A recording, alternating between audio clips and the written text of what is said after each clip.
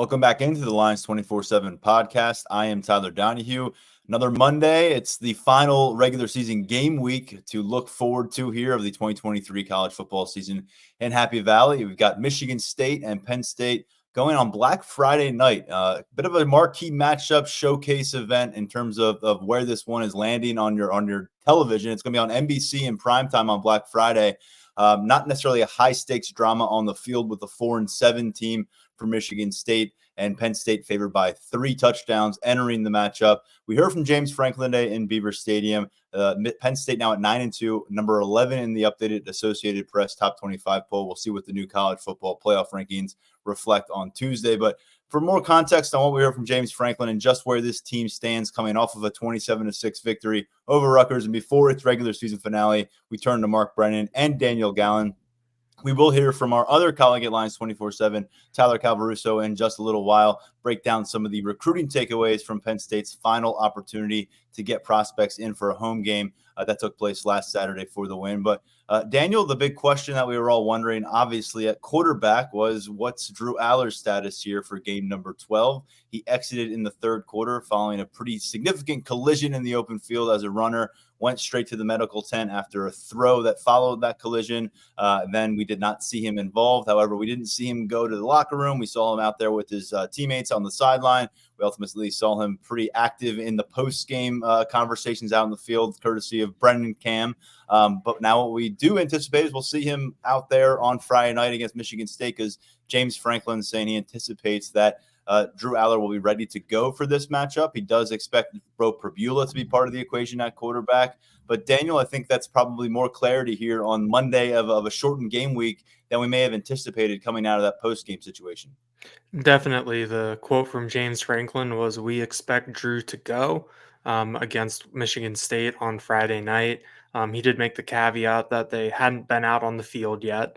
They hadn't practiced yet. So what that looks like, what the game plan might look like with Drew Aller, I think remains to be seen. But based on what James Franklin said on Monday, it sounds like Drew Aller came out of the game all right on Saturday. I know that for a little bit, it didn't really look good in terms of the amount of discomfort that it appeared that he was on the sideline, with how he was moving around, how he was grimacing, everything like that. But I think that you saw in Brendan Cam, Allard looked a little bit better. I think you give these things a couple days, you can heal up a little bit. I think it is good news. I think that when we saw him go out, when we saw that sequence, when we saw how he looked coming out of the medical tent, I think that your mind kind of goes to the worst case scenario immediately. But I think with where Penn State stands right now, it's good news. And well, I guess on Friday, we'll see how much Bo Prabula actually gets involved after James Franklin talked it up today. But I think good news on the Drew Aller front so far.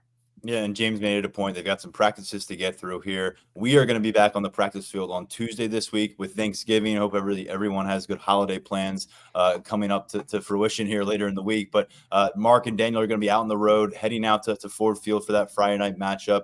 And so we'll be kind of circling up Friday night for our post-game show. Between now and then, we're back with only one episode this week. On Tuesday, we'll break down the Michigan State Spartans with Stephen Brooks. You'll hear from Mark and Daniel as well. And then we'll be back on the practice field on Tuesday night. So follow our coverage at lions247.com along the way as we learn more. But Mark, that's obviously a very significant answer from James Franklin here on a Monday afternoon at Beaver Stadium. Before we work our way towards 9-2 and getting ready to finish off the season and what that's going to look like as a heavy favorite in Detroit, go back to that Saturday afternoon that we just witnessed in Beaver Stadium and kind of give us your big picture thoughts coming out. You had your report card, you had your takeaways over on the site by the end of Saturday night. Just share with us here what you thought that game 11 maybe meant for the Nittany Lions and what you witnessed from that quarterback spot where things took another interesting turn. Yeah, I think it was less about the quarterback spot than it was the offense in general.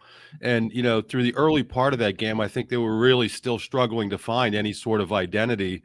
And, it stinks that Aller was hurt, didn't want to see that, never want to see somebody get banged up. But I think one of the positives that came out of that game, and it would have been interesting to see would they have done that had Aller still been in there. And I think we were seeing it. We were seeing it before he got banged up. but they finally committed to something offensively. And lo and behold, it was the run. And it worked.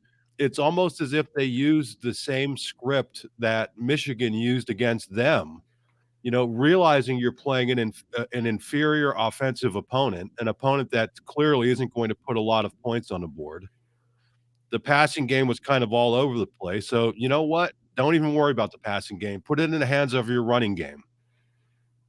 And that hadn't worked for Penn State all year until it finally did against a pretty good Rutgers defense. And I just think having that sort of identity, having something that they could hang their hat on finally, for Jaywan Sider and Ty Howell and Franklin, whoever all was involved in that, to come up with that, I thought was just really big. How many of these games have we watched this year, even when they were winning, where offensively, even when they were pushing buttons, like, things just weren't working? And finally, I just think it was so critical after you make the significant monumental change during the season of firing your OC, that something worked. And I didn't know what it was going to be. I thought going into the game that they would be able to use the short passing game to set up the running game. Both of you guys, I think, thought it was gonna be more kind of the other way around, that they were going to be able to lean on the running game, and that ended up being what was the key. But I think even bigger than exactly how it happened is that it happened.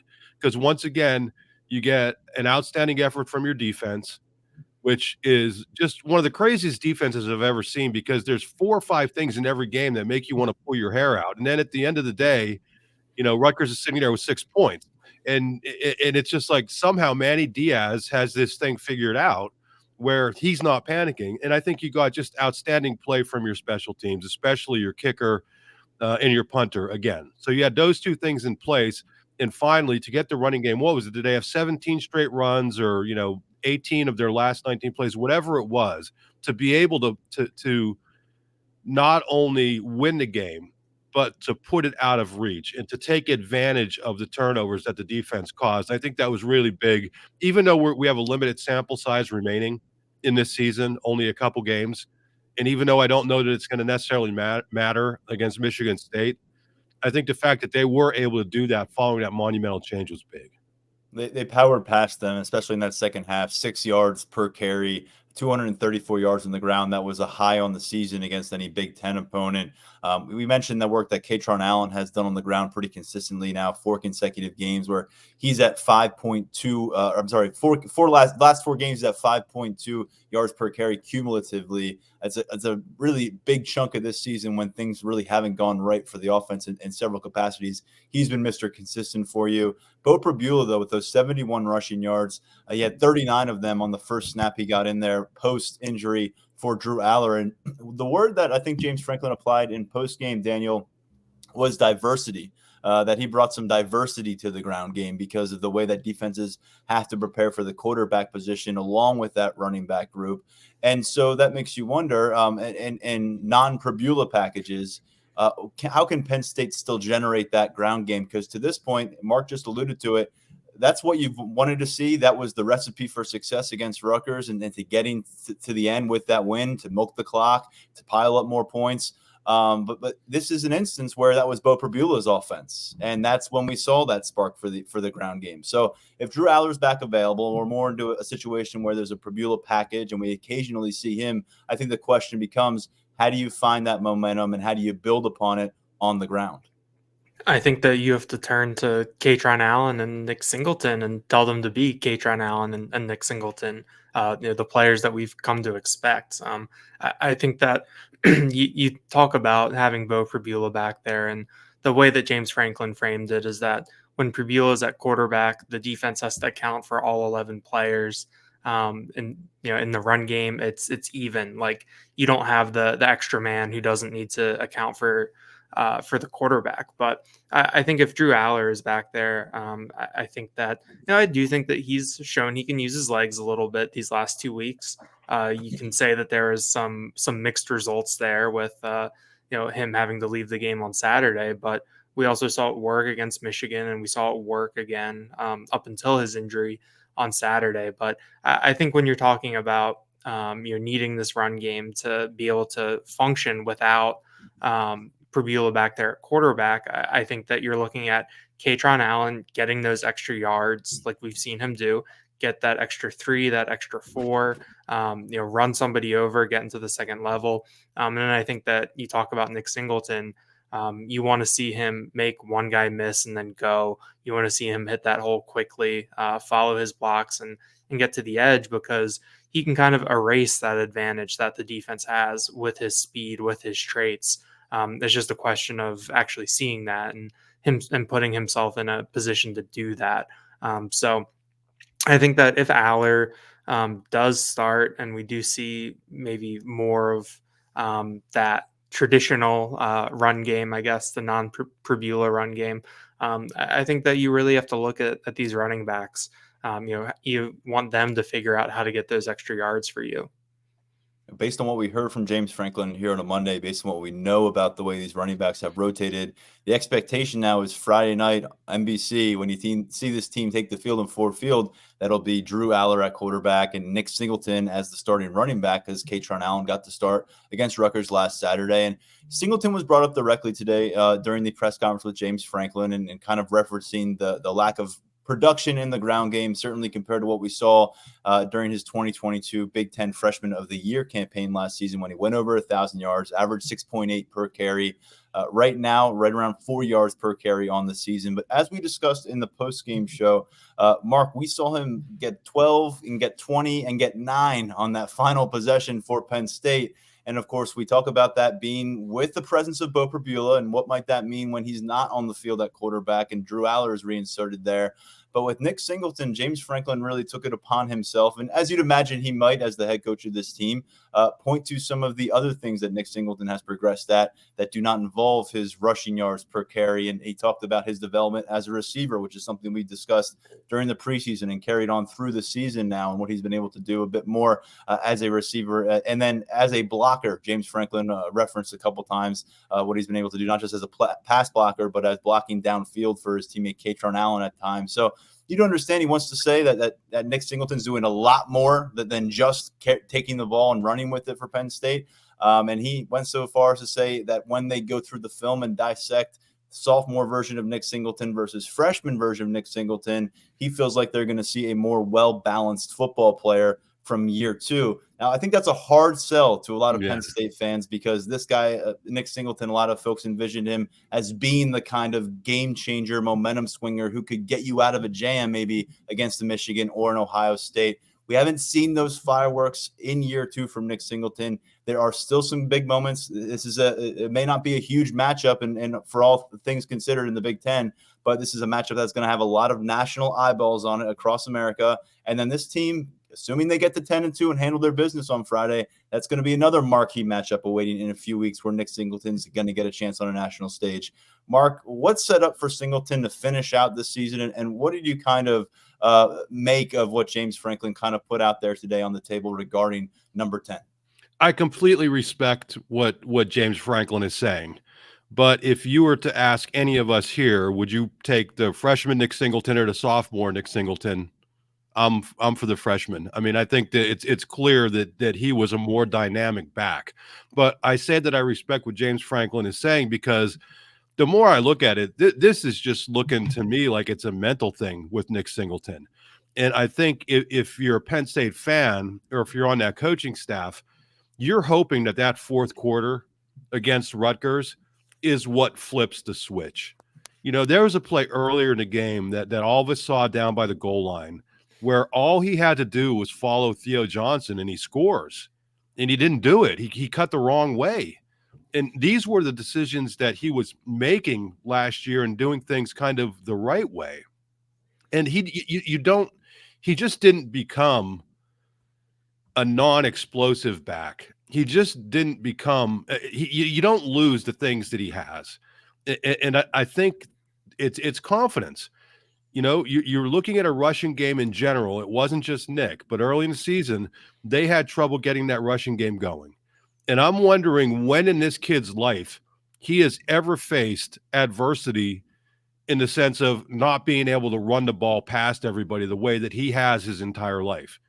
And that's got to be a difficult thing to get past. Remember, he's still only a sophomore. So that's why I like the approach that James Franklin is taking. Accentuate the positives. Hope that, again, what you saw from Nick Singleton in that fourth quarter, because he started to look like the old Nick Singleton. And hope that he's able to get his confidence back. That's another reason why, I mentioned it last time that we recorded. I'm really high on J1 Sider. And if there's a kid struggling to get out of this thing, I think he's going to help him eventually get out of it.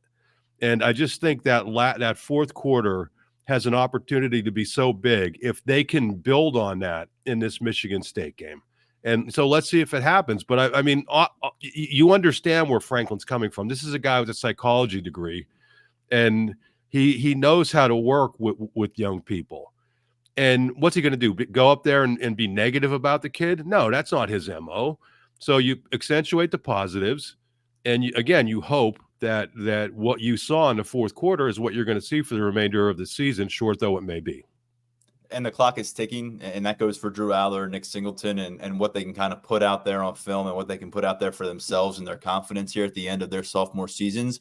But again, there are a couple matchups here where if you can get it done in this kind of a stage, I know Michigan State's not a juggernaut, but I do think that if you can get it here and you have 3 or 4 weeks to kind of not marinate in that moment of putting it together here against Michigan State, but you can kind of work your way through a long month of bowl practice when, things can get a little challenging. Sometimes that motivation might be lacking day by day, might be a little bit easier to come by for this offensive unit, for their quarterback, for this running back, if they're building off what feels like a strong finish to the regular season.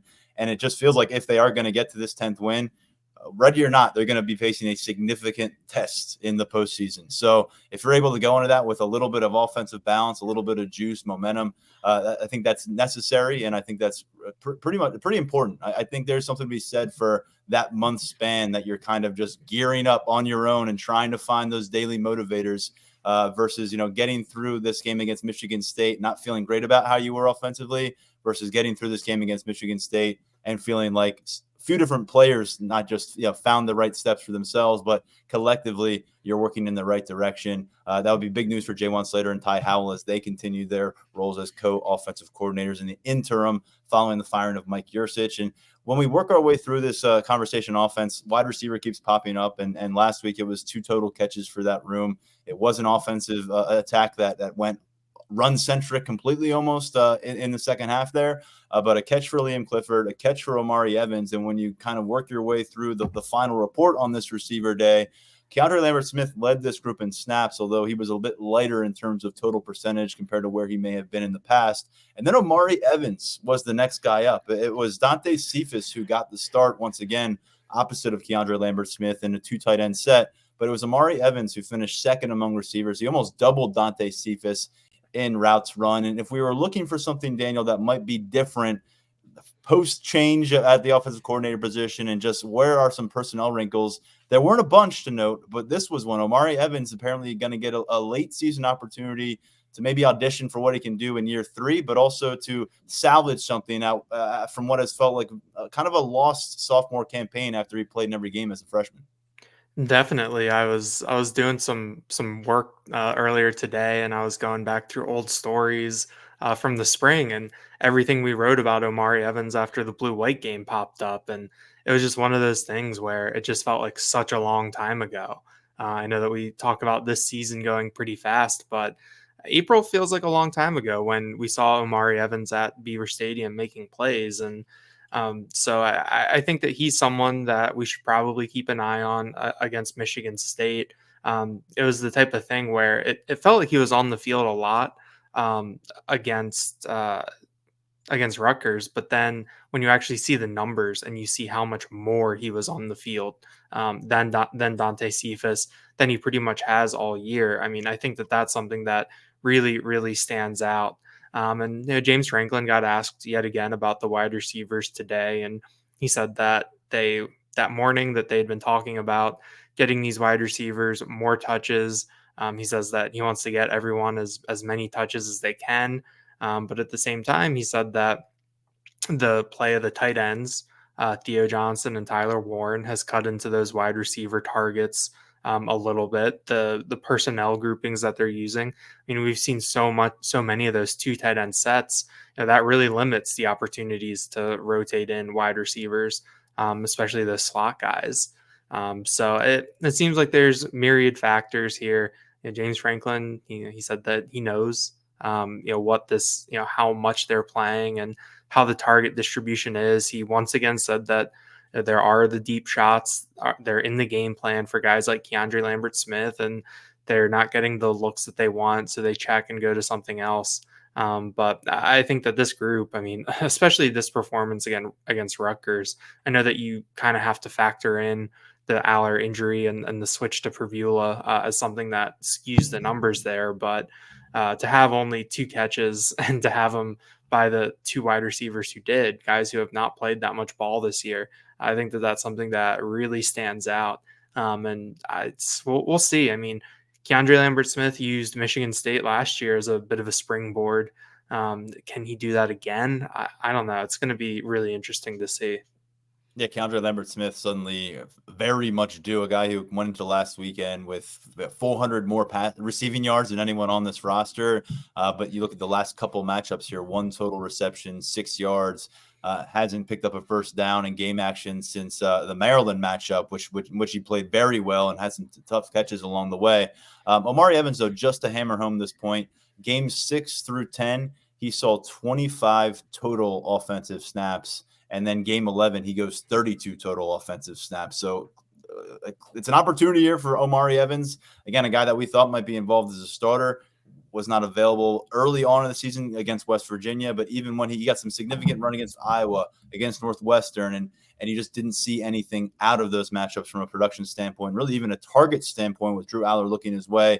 Changed a little bit on Saturday. We'll see if he can build something here late in the season for a room that needs some answers. It needs some things to build off of heading into a significant winter and reshaping the trajectory for that position group.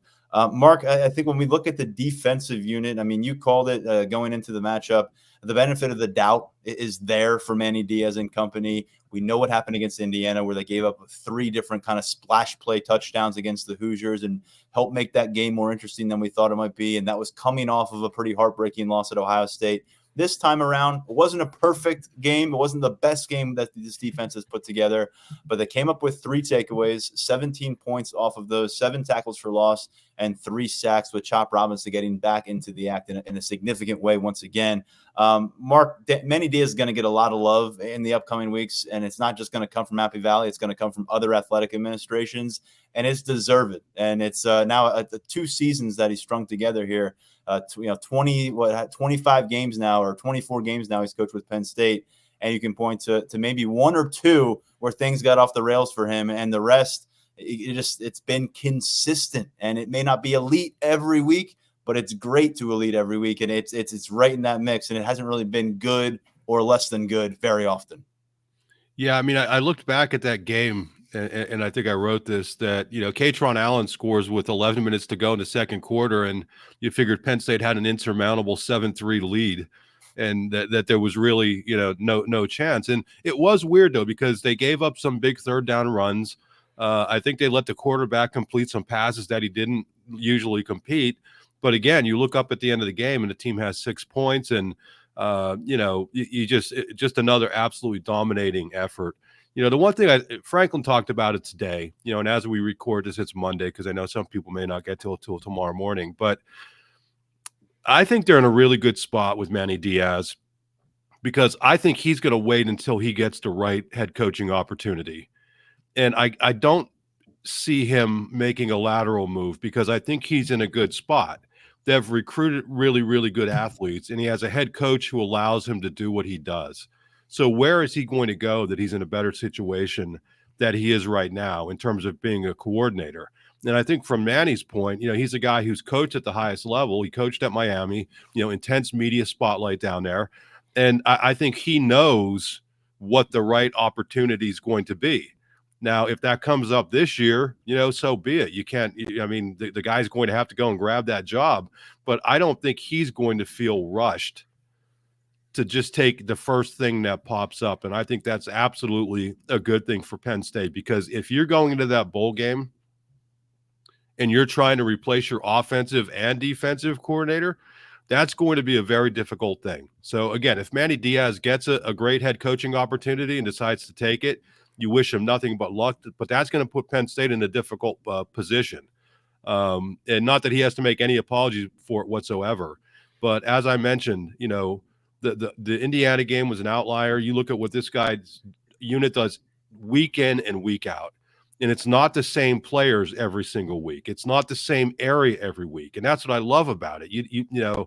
This week it was Chop Robinson. We've seen other guys. I mean, against, Michigan, I mean, Kobe King actually played really well at times. So it's different people stepping up at different times in different areas stepping up. And I think that's a sign of a well-coached unit.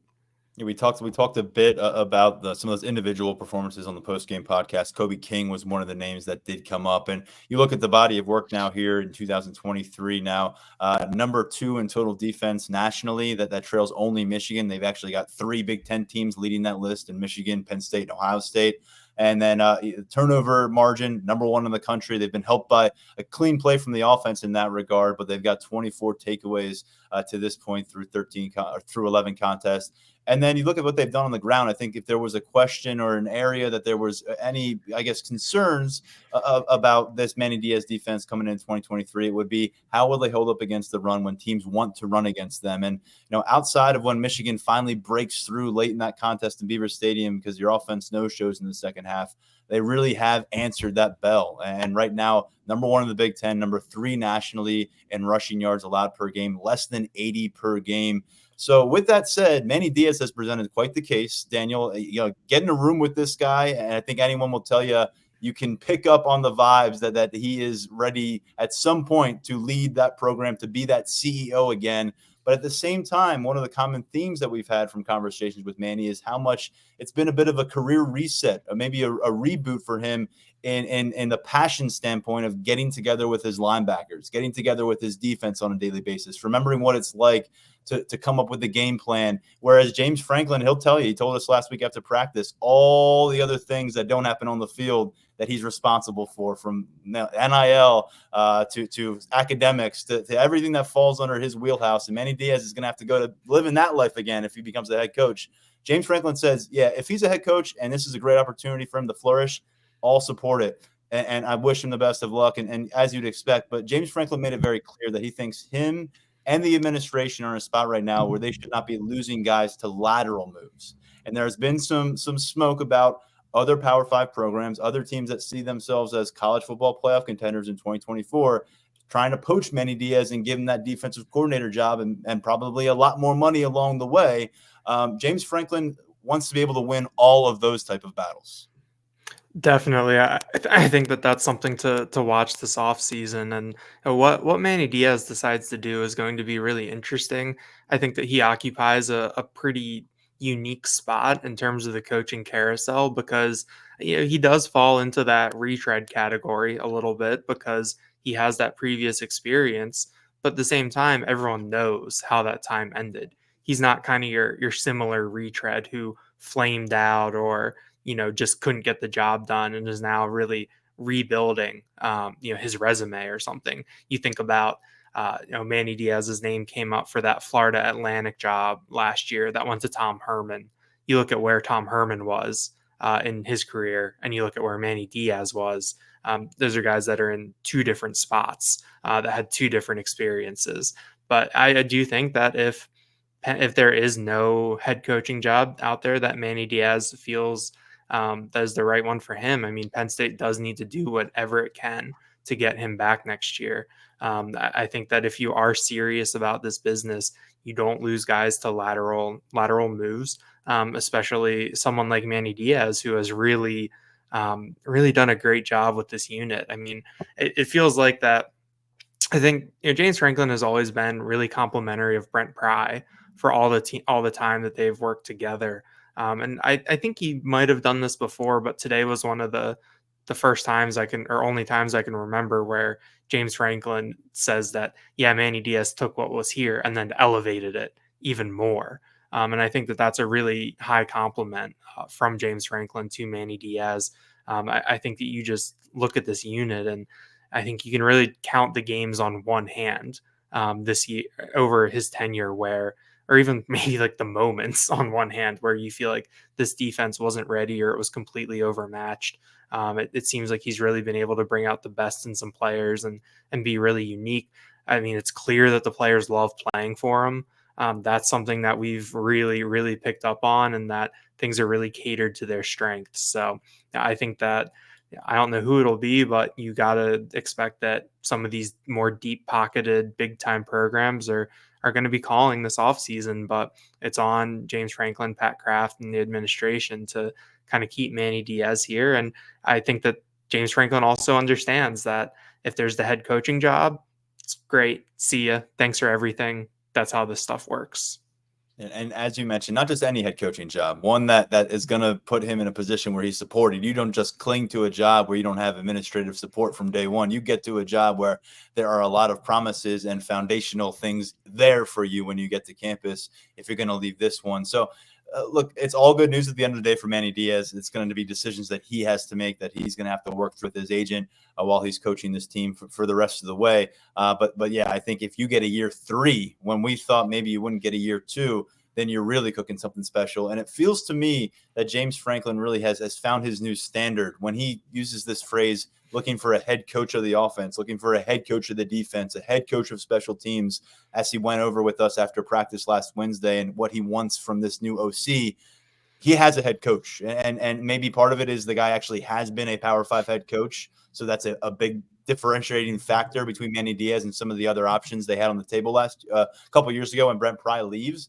But James Franklin seems to want to do with everything within his ability to truly trust in the coordinator to be that head coach and get to kind of provide some distance. And I know some people have had questions about what does that distance look like between James Franklin and whatever offensive coordinator is going to be in place and whoever's been in there in the past. But Manny Diaz, I don't know if it happened when he showed up on campus in December of 2021, but it has always been kind of the sense along the way that James Franklin is just kind of pops over. He'll observe what Manny's doing. He'll check in on Manny, but it's Manny's show there on the defense, and there really hasn't been any gray area.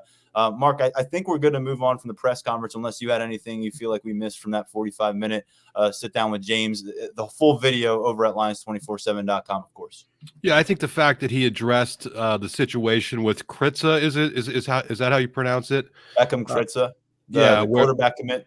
Yeah, where he said to two very respected reporters on the beat, Audrey Snyder and Johnny McGonigal, that he knew before the Michigan game that I almost said Manny Diaz, God, that Mike Yurcich wasn't going to be back.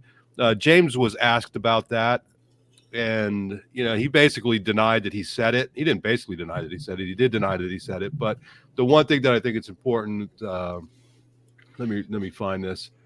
He said that doesn't make sense, but for a young kid, I could see how the timing of that, you could connect the dots, and they're not really connected. So James was denying that he said it. I don't want to speak for you guys, but I respect both of these reporters. I think they were reporting what they heard accurately. So if there's some miscommunication there, I think it's between the coach and the prospect. Now, James could not talk about the prospect specifically, because there are recruiting rules going on there. So that made it a little bit more complicated. But long story short, James Franklin denied that he said that. And I think it's important that we note that, because that's something a lot of folks on our board were talking about, and very understandably so. So, which side of it do you believe? From my perspective, I just think, to me, it sounds like the communication between the coach and the prospect could be what the issue is here, because I trust both of those reporters to report accurately what they heard. And of course, the thing that arises from that situation is if he had expressed to the quarterback on Saturday pregame that Mike Yurcich wasn't going to be the offensive coordinator in place for when he eventually did get to campus, then did Mike Yurcich know he wasn't going to be the offensive coordinator at the end of the year when he's getting ready to coach against the Michigan Wolverines in one of the biggest games of the season? Therein lies the question. That's why there was a follow-up about this subject asked on Monday afternoon, which I think was fair, and James Franklin said what he said on it. I doubt we'll kind of circle back to this in a media format, but good to bring that up, because I think there were some questions about that. I don't know that we have more clarity, but we kind of know where people stand. He addressed it, at least. He addressed it. Yeah, we know where people stand on the subject. Yeah. Yeah. Moving ahead, and before we get to Tyler Calvaruso on Penn State football recruiting, I want to get into some basketball with you both because you've covered the team, and thus far, under this new regime of Mike Rhodes, they are 4-0. And as we laid out a couple weeks ago when the season tipped off, you'd hope they'd be 4-0 considering the pathway, but you never know what a team that just came together and essentially was rebuilt from just about scratch is going to look like when they get onto the court and these games actually matter. Daniel, again, 4-0 on the season. What would you kind of say are some defining themes thus far as you've gotten to watch them in action? I think the energy, the athleticism, and the defense have really defined what we've seen from this team so far. I think that coming in with Mike Rhodes, we knew what he had done at VCU, and we knew what his reputation was. We also knew that he was bringing VCU's best player with him in Ace Baldwin, and then another key VCU player in Nicholas Kern. But we still had a lot of questions as to what this would actually look like. I mean, you bring back 3 scholarship guys and 2 walk-ons from last year's team. So you have 10 new players coming in, 9 of whom are transfers. What is this actually going to look like? How can we see the vision on the court? And I think we've really seen it. I mean, the way that they played against Morehead State, defensively, just forcing so many turnovers. In the game against St. Francis, there was a sequence in the second half where you could really, really see St. Francis spiraling based on how Penn State was playing them defensively. I think that there are some things on offense that we still need to see. I think Mark's done a good job of highlighting the 3-point shooting as something that's left a little bit to be desired outside of a couple players. But I think that, through these first 4 games, I've just been really, really impressed with sort of the cohesion that we've been able to see. You're able to see guys that appear to be bought into the system, executing their roles. And I think they've got 3 games in 4 days down in Kissimmee in the very literally named ESPN Events Invitational. And I think once we get to Sunday night, after they've played their 3 games, we're going to know a lot more about this team. Yeah, they're down in Disney World, and it's going to be a significant upgrade in matchup. You've got Texas A&M at least coming your way at number 12 in the country. That is a noon tip-off on Thanksgiving. What they've done thus far, they're coming off of a 74-51 victory over Morehead State. Prior to that, beat St. Francis of Pennsylvania 83-53, beat Lehigh 74-65, and beat Delaware State in the opener 79-45. Thus far, all 4 games on home court, and as Daniel just said, though, heading south. And Mark, through these 4 matchups in terms of players, because this was such a fascinating topic, who would play where, how much would they play, who has been able to develop some trust with the staff? Clearly, you've got some guys who already had inroads with that following from Rhodes' last stop at the college level. But who are the players that thus far you think have clearly hit their stride early on as Nittany Lions? Well, I think it's important to note, as Daniel did, that in Ace Baldwin and Nick Kern, the 2 guys who came from VCU, they were absolutely vital, because if you look at this team now, they're already playing that style. And when you talk about bringing in 9 new players, 8 transfers or 9 transfers, whatever it was, and 1 true freshman, to get everybody to buy in to this pressure defense, that is not an easy thing. I think they benefited from being able to go on the overseas tour in the summer, but to have those 2 guys kind of set that foundation. Now, is Penn State going to be able to force 29 turnovers against Texas A&M the way it did against Morehead State? Absolutely not. But I think the fact that it's able to play that style and maybe reduce the shot clock, maybe get guys tired, those kind of things are important. But in terms of specific players, I don't have the stats here in front of me, but Qudus Wahab, he is way better than I anticipated, just way better than I anticipated. And I should have the stats up, but I mean, he has an offensive feel around the basket that we used to see out of Mike Watkins when he was going well.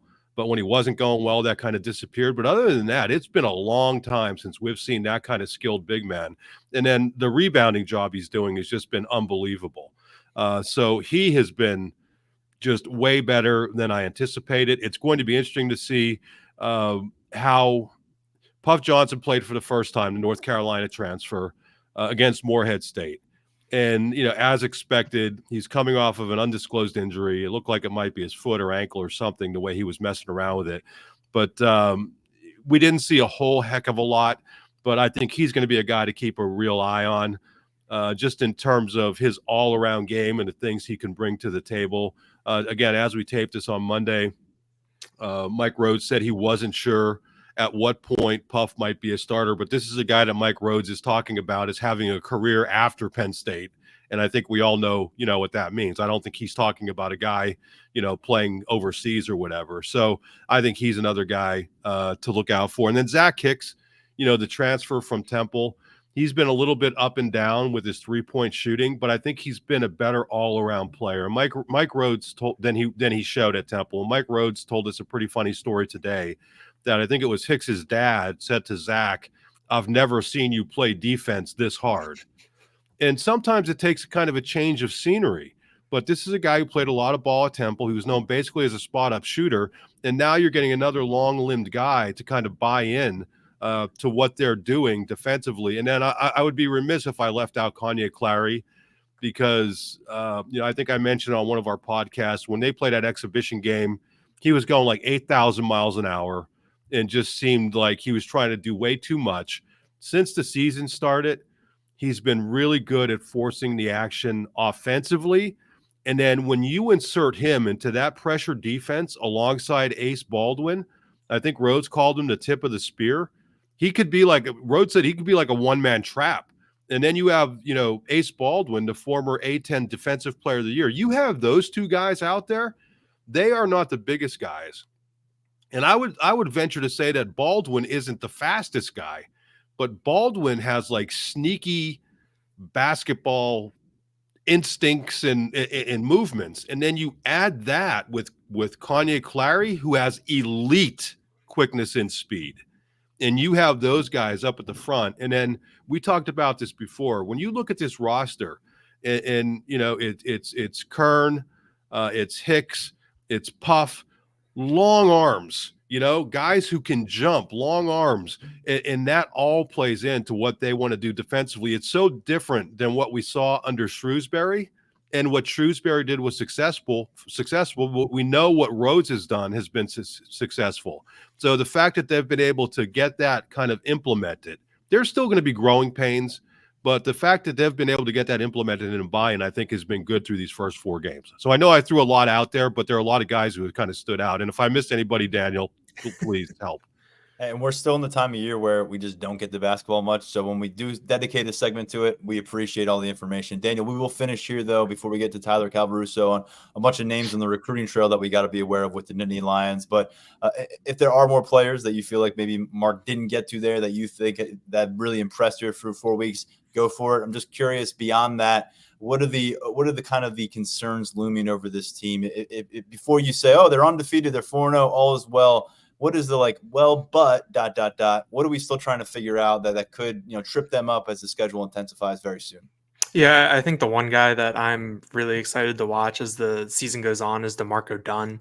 He's been coming off the bench. He had the 1 spot start for Baldwin, but I don't think Mark put him in the list there. And Jameel.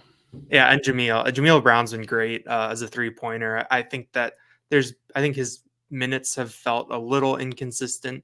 But we'll see how that gets dialed in. But I think DeMarco Dunn is someone that they talk about. A couple of people have mentioned that he was used differently in North Carolina and his role wasn't exactly clear there.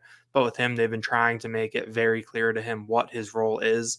And they feel like that they're going to be able to unlock some of that potential because he and Puff Johnson were both former top 100 recruits, very well-regarded guys who ended up at North Carolina. But I mean, I think that you look forward, and I think that one of the things I'm really curious to see is what happens when you don't have the athleticism advantage. I mean, that's been clear through these first 4 games. I thought Morehead State had a couple guys that could maybe play with Penn State a little bit, but in terms of depth, Penn State had them beat. So you're going up against an SEC team in Texas A&M from the jump. I mean, how does that look when you don't have that athleticism edge? I'm still kind of a Kudus Wahab skeptic a little bit. I need to see him do it against good competition, whether that's an SEC team, whether that's an ACC team in Georgia Tech next month, whether that's when Big Ten play starts. He's done it before in the Big Ten, and it was tough for him. It didn't go that well. The 1 year he was at Maryland, there's a lot of other stuff going on that year. But even last year at Georgetown, he wasn't back to what he was when he was a sophomore at Georgetown. So, I think that he's someone where if he can play like he's done against these inferior opponents, if he can come close to that in the Big Ten, that's huge for Penn State. He can be someone that's really, really important, but I really want to see him prove that. And because I think we saw last year where I really like Kebajai. I think he's going to be a really good college basketball player. But there was a lot of responsibility heaped on him last year in Big Ten play. And we saw what happened when, that big man can't quite get it done and you have to go small. It can make things pretty difficult for you in certain ways. So, if Wahab can be playable and excel against the Big Ten, I think that's big. So I think that's what stands out to me. This team is so athletic, so long. They've got so much depth. But what does it look like when it's an SEC team, someone who can match you a little bit? I think that's maybe the one thing that stands out to me going into this week. And then looking beyond early December, they're back home against Bucknell on the first Saturday of the month, but then matchups at Maryland and home against Ohio State await as Big Ten play begins a bit before the new year. Fellas, appreciate the perspective on a couple different sports here on this episode of the podcast. We'll pack a lot more into our Tuesday episode, which is going to preview this next matchup against Michigan State before you guys hit the road and get out there to Detroit. Thanks a lot, Mark. Daniel. Okay, Thanks, one quick note. Penn State is practicing today. I just checked. I got a heads up on that. So with this condensed week, this usually isn't a practice day, but it is. So they're going to have a pretty good feel for what Aller's all about. And hopefully when we get out on the field tomorrow, we'll have a pretty good feel for where he is as well. And as we said, even before then, James Franklin expressing a lot of optimism on Drew Aller as the starting quarterback and able to be available for this Friday matchup. Guys, take care. We'll talk to you soon. Yep. Thanks, Tyler. Let's get into recruiting conversation now because Penn State had a chance to bring in some recruits for that matchup versus Rutgers, a home game number 7. So the chapter's closed here in 2023 on getting those recruits to campus. For that event, there will be junior days, plenty of other opportunities to get guys in town moving forward. But to talk about this latest chance, we bring in Tyler Calvaruso, our Lions 24/7 recruiting insider. And Tyler, welcome back in. Thanks for having me back on, man. Always appreciate it. We just spent a lot of time breaking down where Penn State is through these 11 games. And you and I last week spent a lot of time breaking down where Penn State was on the recruiting trail with that 2024 class. The signing period is coming up in December. But there is obviously a lot happening when it comes to the 2025 class and laying a lot of groundwork. And it feels like that was the primary focus here coming out of the Rutgers matchup. Is that kind of translating to you that was the front and center focus for this opportunity? Yeah, I definitely agree with that sentiment. And quite frankly, it wound up being a more intriguing visitor list than I originally anticipated at the beginning of the week. You got Thanksgiving coming up. You got a noon kickoff. You got guys still playing in the postseason. So, early in the week, you weren't quite sure what it was going to be on the visitor front, but it wound up being a pretty solid weekend for Penn State. They got a bunch of intriguing 2025s to town. Some of those guys left with offers. Others already had offers and have been on Penn State's board for a little while now. As evaluations continue to roll on from the staff, where do some of these guys fall? We're going to have to see. But some of those guys already had offers and they're being evaluated very closely by the staff. Others got to town without offers, left town with offers, and they are now on the board at their respective positions. And when you take a look at the guys who did receive some offers, and we'll get into those names, there's definitely a chance that we're circling back on some of these 2025s who picked up offers as real guys on the board for Penn State later in the cycle. So this was a pretty productive weekend for Penn State, I would say. And yeah, I would definitely classify it as more of a building block weekend when it comes to getting to know some of those 2025s a little bit more. Familiar commits back on campus, including Brady O'Hare from that 2025 class, but a lot of newer names or recent offers, or quite frankly, just new offers on Saturday involved here. And before we get to that, Beckham Kritza, who we broke down last week on our Tuesday episode as the 6th edition of this class, made it a 6-man class at this stage in the 2025 cycle. It's the number 6 group overall in 24/7 sports rankings. Nice balance thus far in terms of positions, a little bit top heavy in terms of offense at this stage, with DJ McClary, a linebacker, and Omari Gaines, a defensive back, as the only two defenders in this bunch. But Tyler, when we look at the group of new offers, let's begin on the defensive side of the football, because Darren Eichenagban, and I think I got that right, and if I didn't, I apologize, but Darren Eichenagban out of Hillside High School in New Jersey, big frame, 6'5", 220+ pound edge prospect. He's got the ACC, SEC, Big Ten offers now building up as a junior, and Penn State is the latest to put one on the table for him while he was on campus. I've been saying Kinnickbon, so one of us is right and one of us is wrong. We'll figure it out. I like how my sound's better than yours, but we'll get some verification on. Yeah, where I kind of like yours better now that you're saying it, so maybe I'll roll with that moving forward. But either way, we better learn it, because I think he's going to be a guy that we're talking about moving forward. So he camped at Penn State during the summer. He was a little bit leaner at that point. He was more around 220, 225. He's gone through his junior season now at Hillside High in New Jersey. That's in the books, and he played it closer to that 235 240 range, which people seem to believe that gives him a little bit of potential positional versatility at the next level. Originally he was a guy who profiled as more of a true edge rusher. Now, as he continues to grow into his frame and add good weight, he could be a guy who could give you a couple different looks on the defensive line. And Penn State has pursued that type of defensive lineman in recent cycles. Jamil Lyons was a guy who played on the edge at Roman Catholic in Philly, and he can line up all over the defensive line if you need him to. So Penn State has gone after players of that body type in recent cycles, and that's going to continue here. The junior season film is solid, against some all right competition. There are some good teams on Hillside's schedule. It's nothing that's going to blow you away, but he was winning more than his fair share of reps throughout his junior year.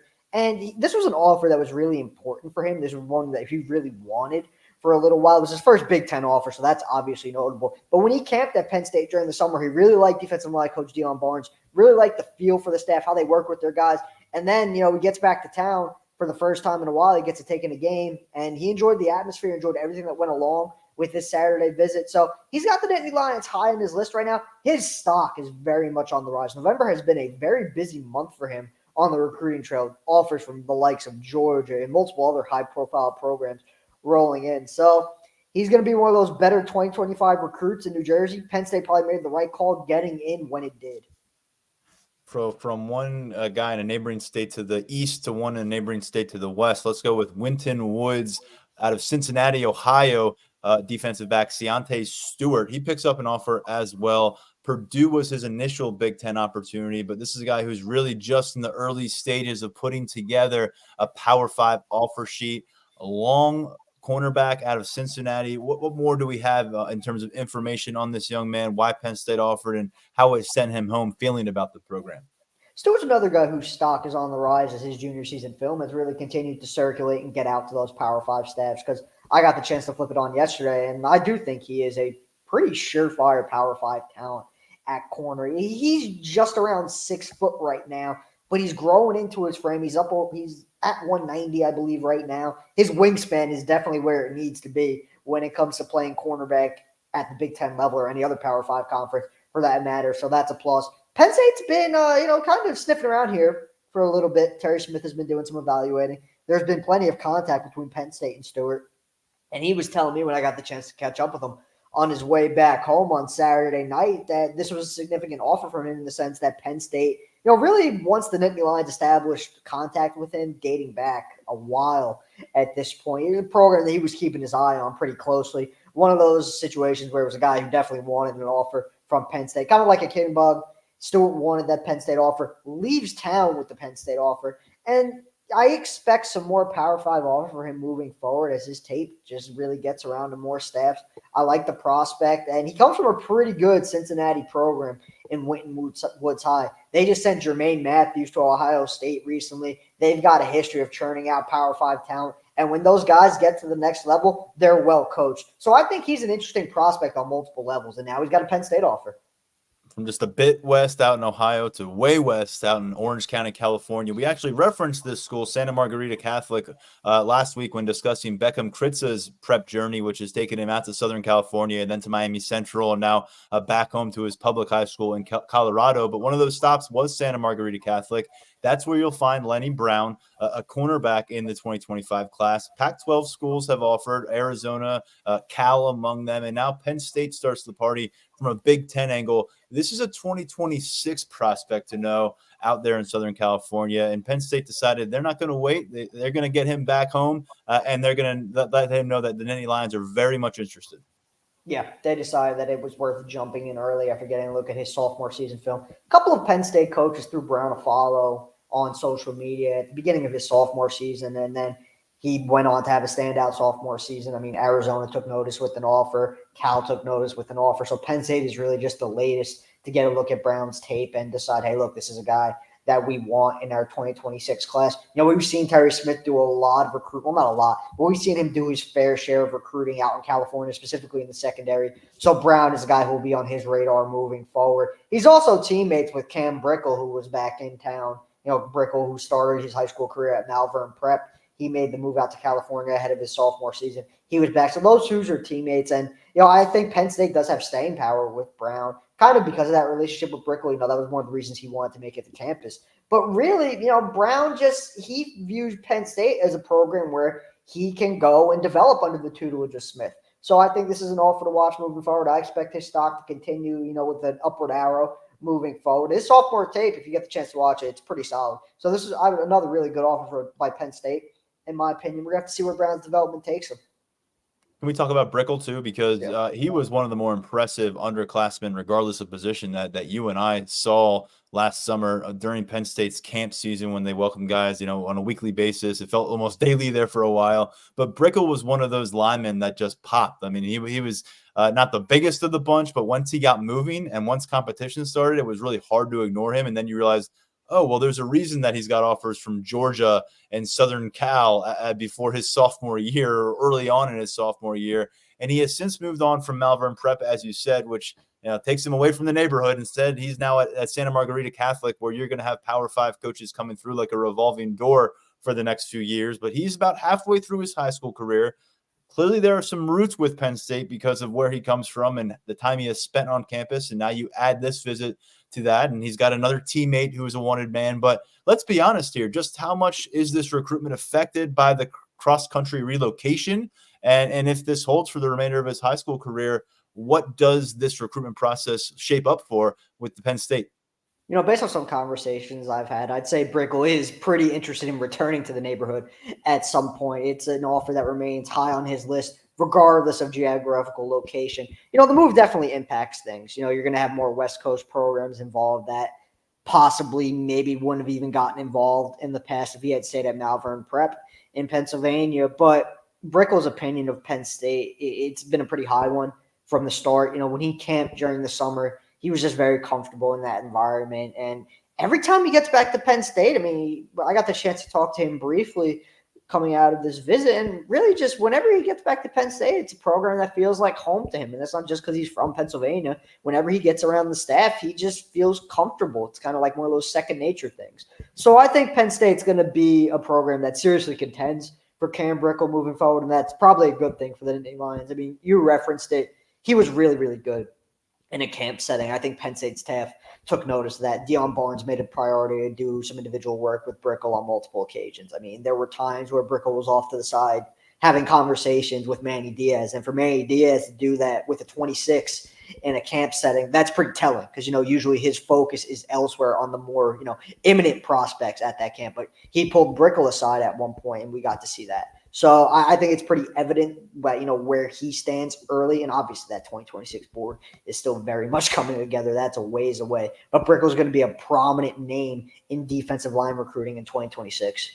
We got a couple more names to get to here, and we'll stick with the teammate theme there. We talked about a couple guys from Santa Margarita Catholic, and we've already talked about one from Winton Woods High School in Cincinnati, Ohio. Well, Ciante Stewart, who picked up that offer during his visit, wasn't alone. Justin Hill from that same program and from that same Winton Woods defense, an edge rusher, linebacker type prospect, a top 24/7 talent, 190 overall in 24/7 sports assessment, bunch of offers from across the Power 5 landscape. And he was also in Happy Valley making that trip from the 2025 class at Winton Woods.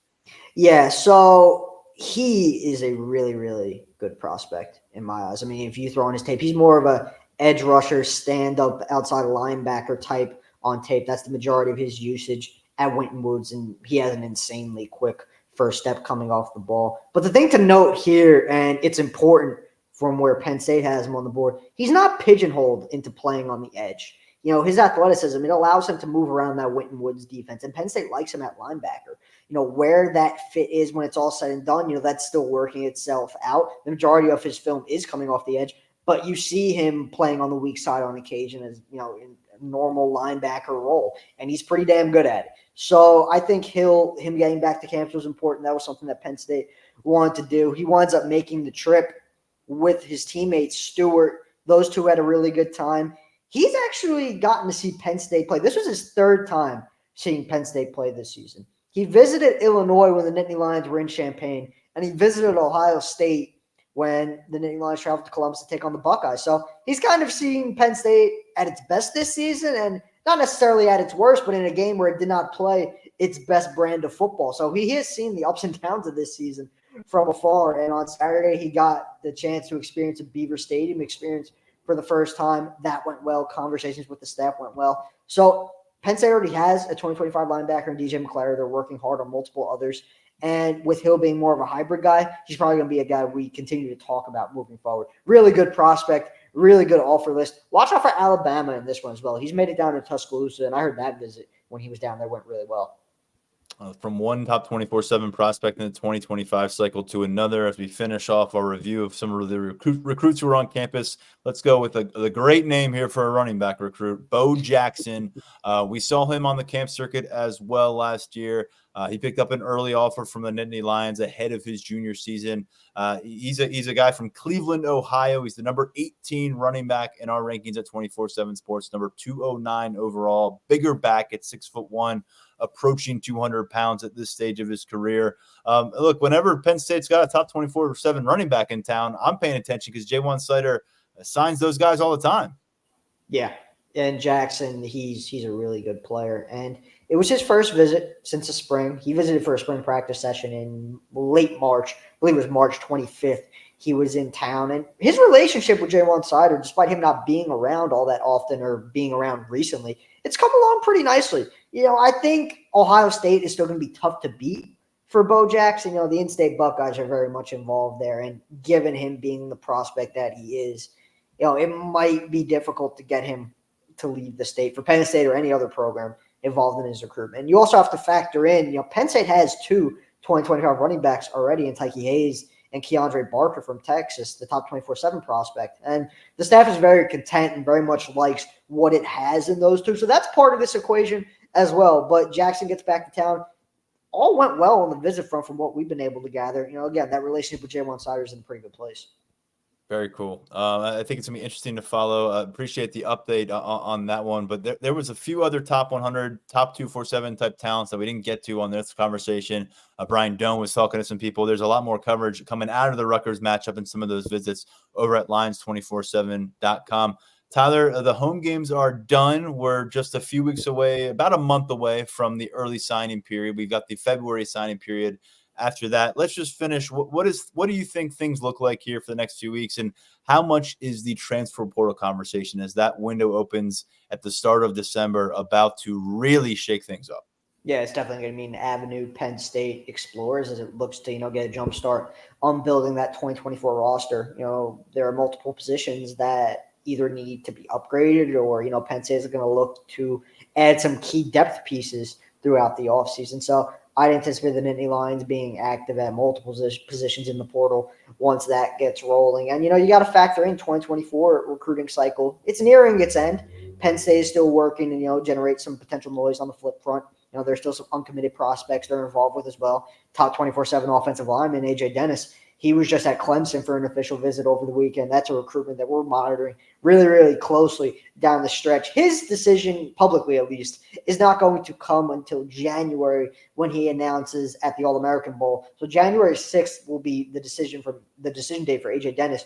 Penn State very, very much involved there. So that's one we're keeping a close eye on. But really, right now, it's portal and finishing out this 2024 cycle. After that, we shift our focus to the 2025 guys, and we keep a really close eye on the portal as well because there's going to be a lot going on there.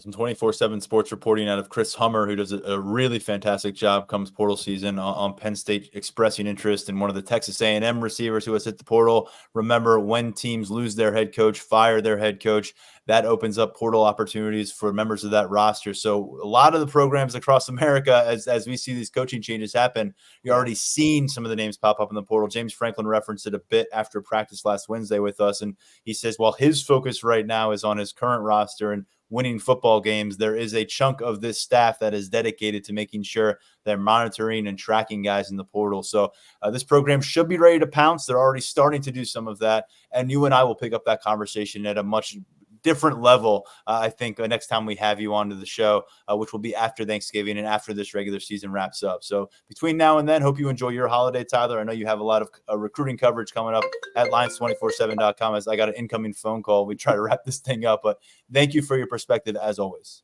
Thanks, man. I appreciate it. All right. Great stuff from Tyler. Before him, Mark Brennan and Daniel Gallen from our Lions 24/7 family. Appreciate everyone for listening and reading and subscribing to Lions247.com. However you find our podcast on YouTube, Spotify, Apple Podcasts. We love it. Please drop a 5-star rating and review if you keep coming back for more. Until next time, I'm Tyler Donahue. We are with you on Tuesday with our predictions, an early look toward that Friday night matchup between Michigan State and Penn State. For now, stepping aside, I'm Tyler Donahue. Thanks for listening to the Lions 24/7 podcast.